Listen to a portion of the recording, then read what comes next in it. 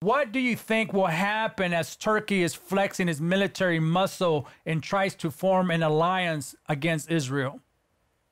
Yeah, we've talked a lot of Turkey on the show over the years. And in my first book, Islamic Antichrist, which was written originally back in 2004, I predicted exactly what we are seeing right now.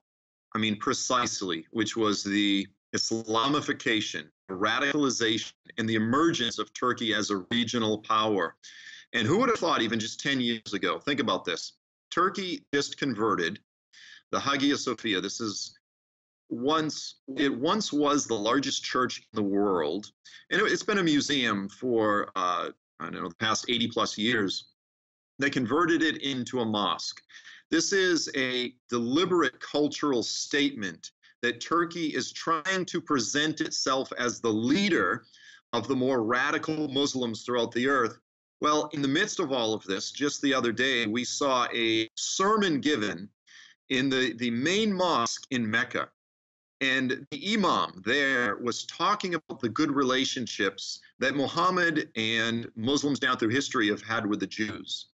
So we see many nations that are actually moderating and they're leaning more toward being friendly with Israel. We see the UAE alliance peace agreement with Israel. So we see in some nations, we see just the opposite happening, but in Turkey, we see Turkey aligning with more radicals throughout the region, with Hamas, with the radical Palestinians from Gaza, with nations such as Qatar and some of the other Turkic Central Asian nations. So we see, in my opinion, the early stages of the rise, quite frankly, of the coming Antichrist coalition, which Daniel 11 refers to as the King of the North.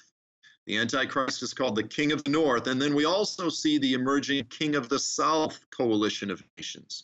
We see nations like the UAE, even Saudi Arabia, Egypt, Jordan, other nations that are not Muslim, such as Greece and Armenia, that will be more aligned with the United States and Israel. So in so many ways, we really do see the specific aligning of the nations, the contours of the geopolitical landscape falling into line with that which the prophets described in very specific detail, in ways that you could not predict things this specific thousands of years ahead of time. It's falling into alignment in a profound way in our day. So absolutely huge things happening in the Middle East right now.